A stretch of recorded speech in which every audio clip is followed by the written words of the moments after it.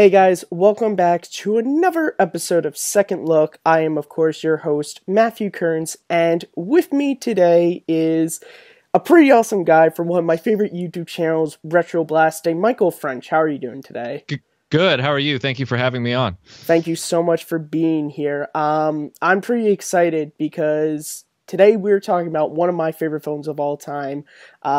If you guys can't tell, we're of course doing The Fugitive, Harrison Ford. I don't have a fugitive costume, but no, we're doing Indiana Jones, but specifically we are doing the sequel, or a prequel actually, Temple of Doom. I know Michael is a big fan, as am I. So Michael, I'm going to ask you a question I ask all my guests. Can you remember the first time you saw Temple of Doom? Yes, it was very distinctive. I was born in '78, but Temple of Doom was the first movie where I had all of the peripheral swag, but I never got to see the movie because my parents went and screened it first. And I'd seen Raiders, and I had that on videotape. And they were like, no, it's too violent. It's too scary. We can't let you see it. Because I was only 6 years old when that movie came out. So I had the Wendy's posters. I had the cassette soundtrack. I had another thing from Temple of Doom. I can't remember what it was. I had a ton of Temple of Doom stuff, but I couldn't see the movie. So life goes on. I see Last Crusade in the theater twice. Then I kind of forget about it because we moved out of the country. So we moved out of the country for about 3 years. We come back, and in all that time, up until we left the country, we'd never had cable. But when we went to England, we got cable there. So then when we came back, my parents were finally used to having cable. So they finally got American cable for the first time. So they get cable. And by this point, I'm 15 years old.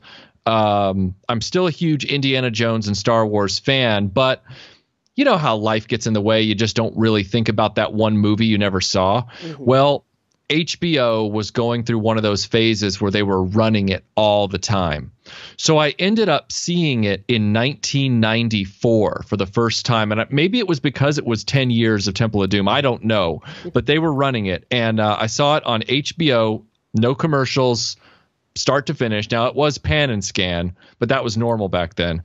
So I fell in love with that movie. I was just like, why does everybody hate this movie so much? This is easily the second best, depending on what side of the bed I wake up on in the morning. Sometimes it's my favorite out of the whole series. Raiders usually wins that argument, but Temple of Doom is a close second, and I loved everything about it. I loved the way it went for broke. I loved the way it didn't try to be Raiders. The criticisms that other people had for that movie fell away with me. I didn't see it. So, meaning see the criticisms. Yeah. Yeah. For me, so I first saw the Indiana Jones movies, actually before King of Crystal Skull, like 2 years before that got announced that it was going to be a thing. My dad had brought home, they just released the box set of the original trilogy. And I can remember just, there are those films that you can remember the first time you saw them. I remember watching Raiders, and it was mind-blowing. And I remember waking up the next morning and sneaking downstairs and stealing away the sequel, Temple Doom, and watching on my little, small, portable DVD player. Yeah. And I mean, that movie blew me away. When I first watched all the movies, it was my favorite. I think because, and I still stand to say this, that end bit from when Indy's turned back from evil to the end of the bridge scene is the greatest adventure film that has ever been created. I think that's why I liked it. And I was also a weird kid in that I always liked darker movies. Empire Strikes Back was my favorite Star Wars movie. Right. Karate Kid 2, which is a little bit darker than the first movie, was my favorite Karate Kid. Back to the Future 2 was my favorite because that I don't know what it is, but I love Temple Doom, and I think it's interesting when you go, and like you were saying, it's interesting how parents reacted to that film. And I mean, maybe my parents, but I think by the time I saw that movie, I was in like 4th grade, and I had seen every Star Wars movie that was out at that time, and I had seen arms and legs and heads being cut off. So I think they were like, you can handle Temple of Doom. So I'm going to throw it to you. Is there anything specifically you want to talk about with Temple of Doom?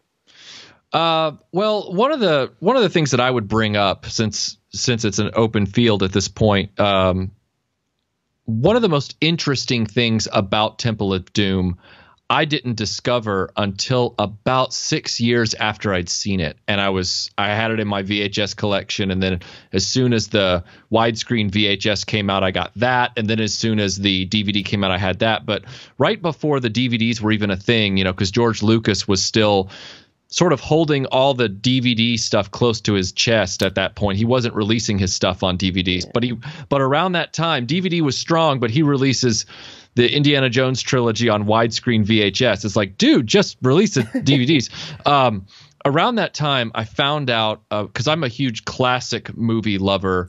I know that that's what you're going to talk about, and I'm so excited. so it's a sliding scale, I know, because one person's classic is another person's movie he saw last week, and so I get that. But when I say classic movies in the context of this discussion, I mean golden era of cinema, black and white, Cary Grant, Jimmy Stewart, Humphrey Bogart era. I found out through Turner Classic Movies, just watching it in college, because I was in film school at Syracuse, so we were watching movies all the time, even in our spare time. There was a movie that came on called Gunga Din with Cary Grant from 1939. And I start watching this movie. It starts with a guy hitting a gong, and then there's these guys who get in a fight in like a bar, and they're from the British colonial period in India. And they decide that they want to go follow this map to this legendary golden temple that they believe, they can find all sorts of treasure in. Well, they take a ride on an elephant, and then they get there, and there's a rope bridge, and then there's this cult of thuggy warriors. That's what they're called. They have wiped out a village. There's a guru who looks like Mola Ram. And I'm sitting there with my jaw on the floor. I've completely forgotten about my popcorn at this point. And I'm just like, oh my gosh, this is what the general in Temple of Doom was talking about at the dinner table. He was like, the thuggy were an obscenity that worshiped Kali, and the British army did away with them. What was it? I think they said it 80 years before Temple of Doom. Something like that. And I'm like, oh my gosh, because up until my brain caught up with myself, at first I thought, no, did Spielberg and Lucas just rip this movie off? And then I'm like, no, wait. They acknowledge the movie in their movie. So they're saying this is a sequel to Gunga Din. It's not a sequel to an Indiana Jones adventure. It's Gunga Din Part 2, which to me was just the most brilliant thing I can think of. And so anytime somebody brings up, oh, I don't like Temple of Doom, I'm like, you don't know anything about Temple of Doom, okay? Temple of Doom is genius. So anyway, that's what I would bring up.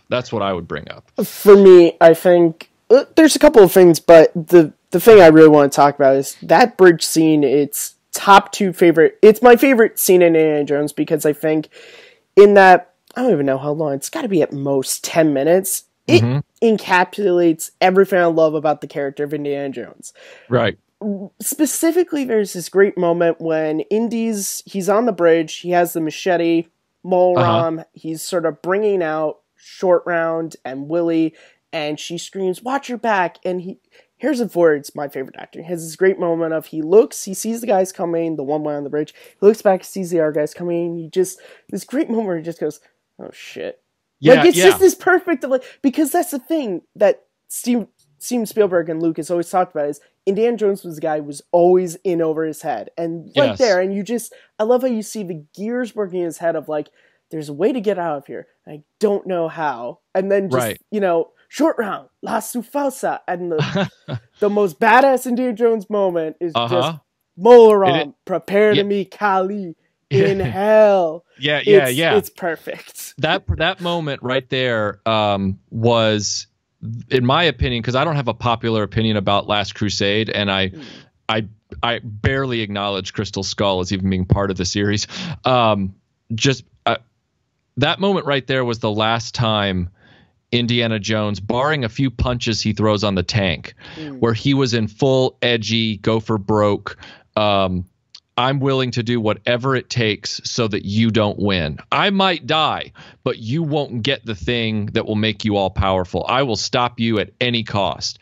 And I love the way he's like, he does the math and he's like, well, whether I get out of this or not, you're not getting out of it either. Like it's mutual assured destruction. And that is the most amazing trait of a hero, is his willingness to sacrifice himself for the greater cause. That is, and the whole thing about that movie, not to stutter too much, but the whole thing about that movie is it rides up to that moment. Mm-hmm. So the whole time, from the moment he wakes up from the fog, when Short Round burns him with the torch, after all the things he's seen and the human sacrifice, and then he has to fight the guy on the conveyor belt, and they get in the mine carts, and all that goes wrong, and he finds himself on the edge of a cliff, and then he has to fight those two guys with no gun, and then he gets out on the bridge, and now he's surrounded. It's just like, what else could happen to this guy at this point? That's what makes Temple of Doom so great, is the constant, just because, see, with Raiders of the Lost Ark, Raiders of the Lost Ark is an A++ movie. It's a perfect film. Yes. But the action has a different patter to it. Like you have an action moment, and then you have a little bit of a breather, and then he pushes the rock out, and there's the flying wing, and he has a breather. And then he has to chase the truck, and there's a breather. And then, you see, whereas with Temple of Doom, it's like there is no time to take a break. There is no time for a glass of water. You're moving, Indy, because if you don't, you're dead. And I love that. I love that. Same here. That's one of the things I love too. And I think the other thing I love about that moment is I've always said that the Indiana Jones trilogy is second only to Star Wars, because it does a great thing of, it's the three parts of Indiana Jones. Raiders is the most archaeologist of them. You really see him working to find the Ark. Temple of Doom, as I said, that's the adventure hero. And then Crusade, you get the backstory of how he got to become an archaeologist and adventurer. But the thing I love is in Temple of Doom, he has a great arc just in that film of, what does he tell Short Round they're going to find? He says, we're going there, fortune and glory, kid. And by the end of the film, he's willing to die and lose. And he gives up the fortune and glory. Even at the end of the film, there's the one stone left. He gives it to the people. I love that. I think it's interesting you brought up. I already knew your phrase, Diet Raiders, lost me some friends a while back after I watched that panel. I was like, I used that phrase, and some friends got very annoyed at me, but I'm like, it's true. It doesn't mean it's bad. It's just, it's Tight Raiders. Right. It's not a bad movie. It's a very watchable movie. It's very funny. I like Sean Connery in it. I love the tank chase. Oh, he's amazing. I love the motorcycle chase. There's a lot of stuff in that movie to love, but it's because they got scared after Temple of Doom's audience backlash. Yeah. The movie was the second highest grossing film of 1984, or second or third. It was within the top 3 of the year. And yet Spielberg and Lucas felt like they had to apologize because parents got upset. And it's like, okay, we're just going to go back and start doing Raiders format stuff again. And we're going to make it funnier to make it even lighter. And it's like, well, wait a second, guys. If you watch the pre-production interviews on Temple of Doom, you have a very different attitude where they're like, we wanted to do something different from Raiders. We wanted to put Indy in a different situation. We wanted it to be darker. We wanted it to be different country, different archaeology entirely. It's not Judeo-Christian. It's a more esoteric idea. I think that's brilliant. But then they got scared and they went back and did this. And even when you watch Crystal Skull, which, by the way, Indiana Jones and the Last Crusade, not a bad movie like you just said. It's a good movie. But it's Diet Raiders. Crystal Skull, though, makes Last Crusade look like Raiders by comparison, because it takes the goofiness to an added level. And I'm not trying to bash on Crystal Skull. What I'm saying is it follows the format of Raiders at the same time. Mm-hmm. And so it's like, it's Diet Raiders. It's like Raiders Zero is what it's. I don't know. I'm rambling, but and I bring this up not because I know there are people who love Crystal Skull, and that's awesome. Nostalgic. It's the first Indiana Jones film I ever saw in theater, so I'm always gonna have a soft spot. But I bring up this thing again. I love Last Crusade, but I bring it up because I think when you look back and you see what they did with the 2 sequels afterwards, it kind of, to me, strengthens Temple of Doom, because was risky, and it did things that you wouldn't expect to do, like, even things down to making it more Bondish of, like, Marion Ravenwood was a huge success. Everyone loved Karen Allen, and they went, nope, we're not going to bring her back. We're going to bring in someone else. And yeah, we're going to make it a little bit darker, which, by the way, people, go back and watch Raiders of the Lost Ark again. It's not Indiana Jones kills a lot of people. Like, there's a lot of death in that movie. Okay, child labor. You can't get, there's no child labor in that. But there's a lot of death as well. That's always a criticism I hear is like, well, there's a lot of death in Temple Doom. I'm like, have you even seen Raiders of the Lost Ark? Right. They think it's all just the swordsman scene. I'm like, nope. And Last Crusade, he's got a fairly solid body count as well. Yes. I mean, with that fight on the tank and some other things, I mean, he tears some people up. Just watch the Plinkett review of Crystal Skull. They literally go through Indy's body all count of it. and all the movies. It's great. Right. But I do want to, while we're here, talk about the two new characters that were introduced. One was fairly well received, and the other one is an interesting story. But so Short Round, what are your thoughts on Short Round? I love Short Round. I love him, and I want to be clear on something. I also didn't grow up watching Goonies, so I saw Goonies like one time at my aunt's house, but I wasn't paying attention because I was more interested in my Tiger Force G.I. Joes. All that to say is that some people have a soft spot in their heart for Short Round because of his role in Goonies as well, and they just like that actor, which more power to him. He's a great actor. I didn't have that in my background, and I also didn't see the movie till 1994 when I was 16 years old. So I loved Short Round from the get-go. I thought he was hilarious. I thought he was one of the few kid sidekicks that didn't annoy me. I thought his lines and his timing in the direction of the film were very well balanced. And I really didn't have an issue with him. He made the movie richer, I thought. Yeah. Yeah, I liked him too. And I didn't even, a lot of people, they tried to say, oh, he was put in there because kids like to watch themselves and think they're kids. I didn't, like, I wanted to be Short Round in the sense of, like, I wanted to hang out with Indiana Jones, but I think even adults want to do that. But I just loved him as a character, and even watching the movie in preparation for this, he might have the funniest moments in the movie. I mean, that scene at the beginning when he's driving the car, and there's the guy on the foot cart, and he just goes, you asked for it, and he just drives directly in them. He's great. I actually... Full disclosure, I've never even seen Goonies, so I had none of that going in there as well. But then, of course, we also have the other new character, which is Willie Scott, who is... She goes from usually mixed to hated. What are your thoughts on Willie? Willie, I'll start with what I appreciate about Willie from a writing perspective. I like the fact that they stuck to their guns about having a different character for Indy, because by now Marion was well established. So Marion is not going to handle herself in an incompetent way. We will have already seen her in other things. So in other situations like that.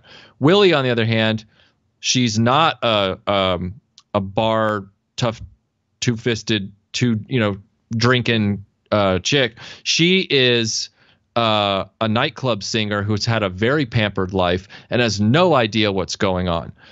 That's the positive part of it, that they were brave enough to make her different. The negative part, unfortunately, is that they went too far with the expression of that difference. Fear is one thing. Fear is something that an entire genre of movies called horror is based on. Fear can be a very effective storytelling device. Screaming incessantly, though, is not. And so they really went too far with the screaming. I counted it in our Indiana Jones Dragon Con panel for the audience. We went through and I numbered every scream from Temple of Doom. There's 30 major screams from Willie in Temple of Doom. And people might think, oh, that doesn't sound like a lot in a 2-hour movie. Trust me, it's a lot. 30 is a lot. So that's the big detractor. I think if Willie had been dialed back on the screaming, I don't think we'd be talking about her in the ambivalent way that we do. Yeah, I honestly agree with that. I think it is. But if you don't like Willie because all she does is scream, I mean, Indiana Jones even has the line, the problem with her is the noise. That's literally my thought. Besides that, I think Kate Capshaw is great. I think she is a different character from Marion, which I'm glad that they did that. Then, like, sometimes we get in. I kind of notice this. I'm a big Batman fan too. When you go from Returns to Forever, you kind of see that they were trying to do with Nicole Kidman what they did with Michelle Pfeiffer, except they didn't write her as good as they wrote Catwoman. So it's just this really odd thing. Whereas here, I'm just like, they went, we're going to have a different character, and they had a different character. If they just would have dialed it back a bit, it probably would have been better. But I also, so what are your thoughts? Because Steven Spielberg's even talked about when doing the film, and he saw it was getting dark. He tried to add moments of comedy. A lot of people feel some of it is misplaced. What are your feelings on the comedy in the film? Most of the comedy works for me. There are moments though that don't work, and I'm trying to pick the best example. The only moment that doesn't work for me, and maybe it could be yours, is right before the fight with the big Fuggy, when he throws the hammer and knocks the guy. That's the only bit where I'm like, you were really just going for a laugh. That's a great example. That's a great example, and I wouldn't have thought of that as I was trying to spin up my motor. That's a great example, because why are those two guys even standing there at that point? Standing there. Yeah, there's no reason for that. That's a great example. Some of the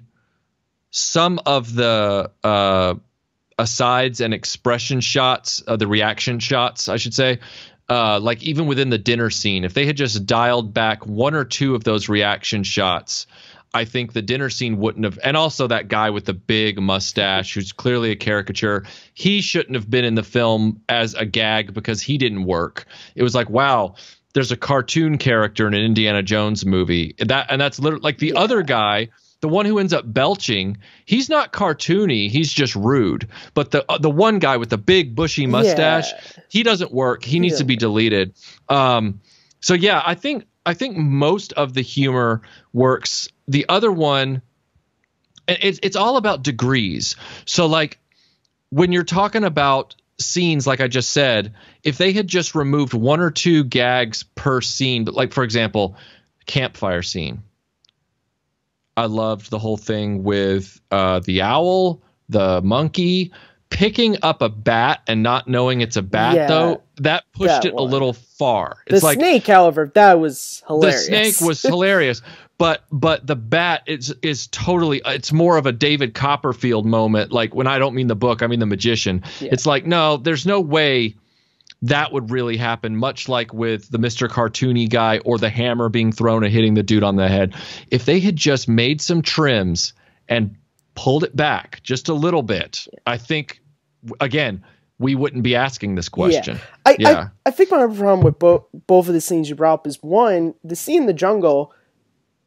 I think the stuff with the elephant and then she grabs, of course, Indy is scared of snakes, but I think it also takes away from, there's a really funny exchange going on between Short Round and Indy, where Short Round catches Indy cheating in the card game, and then immediately Indy, like, again, going back to Short Round is hilarious, where he goes, I'm very little, you cheat very big. That's great. And then there's a great discussion that is going on between Indy and the Prime Minister and the General about the Fuggies and about the village and all this. But then you keep having to cut back to this caricature going, oh, snake, surprise, and all. And I'm just like, no, I want to stick with, like, because there's a great moment when, again, comedy for the adults, when he's going, and wasn't it your hands he wanted to cut off? No, it wasn't my hands. Then perhaps your head. And you just see he just looks down, and you're like, oh, I get what you're talking about. And it's like, no, I want more of that, not... Right. But, this is a positive show. I want you guys to understand, we're fans. We just gotta talk about this stuff because I know you guys want to hear it. But I really I kind of just want to, as we're going to begin to start wrapping up, the darkness in the movie. Of course, the darkest moment is when Indiana Jones turns evil. What's your feelings on, and with that kind of the Fuggy and the mole ram and everything, what are your feelings on that part of the movie? Oh, it's one of the most effective things in the film. That's where the film really shows its courage, because I did a back at the beginning of the days of YouTube, before we all figured out that we could make a career in YouTube. We were all just making mashups and fan trailers, and I did a fan trailer for Temple of Doom where all I did was focus on the beats of the Thuggy theme, the Mola Ram theme, as the background music for all the visuals in the trailer. I didn't use any Indiana Jones fanfare, nothing. I was just like the darkness, the darkness, the darkness. And I was showing that the movie really has a dark underbelly to it that is the driving plot of the film. And it was just dunk, dunk, dunk, dunk, dunk, dunk, dunk, dunk. And you just saw image after image of all this stuff. That to say, all that came from the movie and the soundtrack. It's all there, and it's very effective, and it's very scary. I mean, Steven Spielberg himself at the time described it as wanting to create a cinematic fever dream. He didn't want it to be the same thing. He wanted a scary, hallucinogenic fever dream to occur. Brave stuff. Very, very effective. Yeah. Oh, it does. I mean, watching, because you have to understand, I didn't know what Indiana Jones was until I was working on a biography project on George Lucas. And there was this movie that came up in my research, Indiana Jones, that I never heard about, and the guy who played Han Solo started, and I was just like, I need to see this movie, and I saw Raiders, and it blew my mind, and I had to watch all the movies in the course of, like, the 3 days after I saw Raiders. And going from, like, I was already, Indiana Jones affected me on, like, that's an awesome guy. Like, in the same way that, like, Luke Skywalker and Superman and these characters, and seeing him turn evil, and, like, the moment when he slapped Short Round, like, a tear came to my eye, because you're like, no. So I think I really give credit to them, again, like I said earlier, for just not being afraid to go dark and to do things that they kind of subverted audiences, because a lot of people, I'm sure, were thinking they were going to get Raiders all over again, but they didn't. They went dark, and I think that is so perfect. So Michael, is there anything you want to end on with Temple of Doom?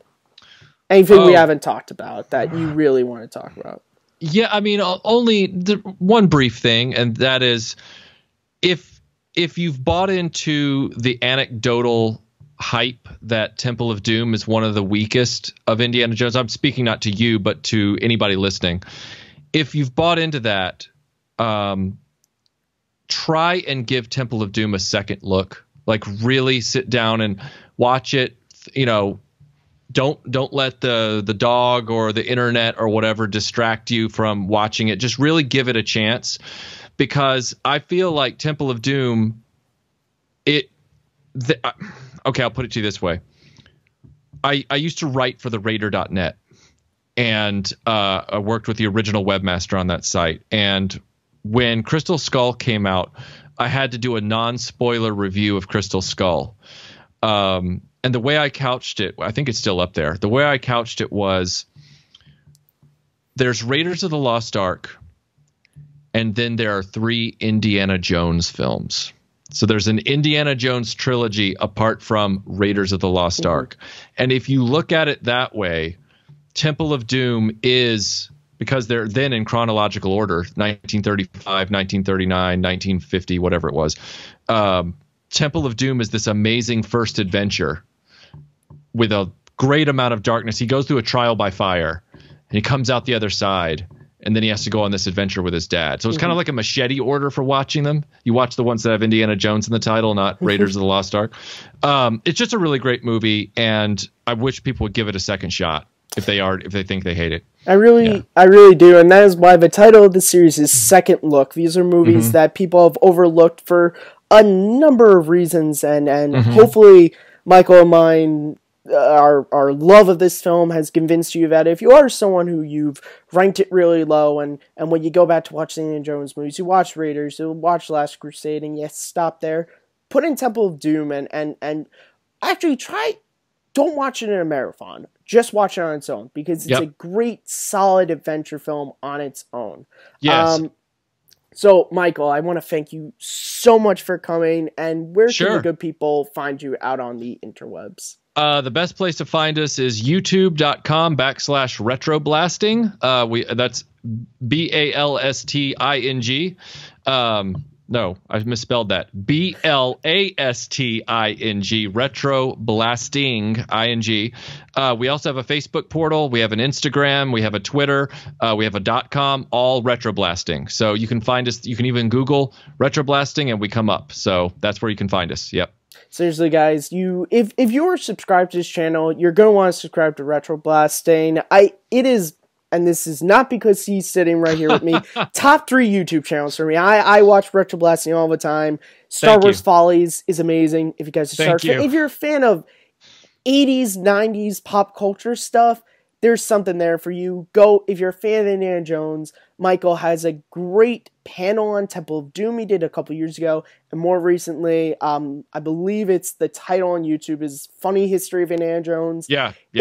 He brings up stuff that you are not, like, there's a certain guy dressed in normal 1980s attire that when I watch Raiders, since I saw the video, I'm not able to miss. And I kind of hate Michael for it, but it's great. It's great stuff, and they do great work, so go and support them. As always, you guys can find me at Kearns_Matthew on Twitter, MattMovies611 on YouTube, and right here hosting Second Look.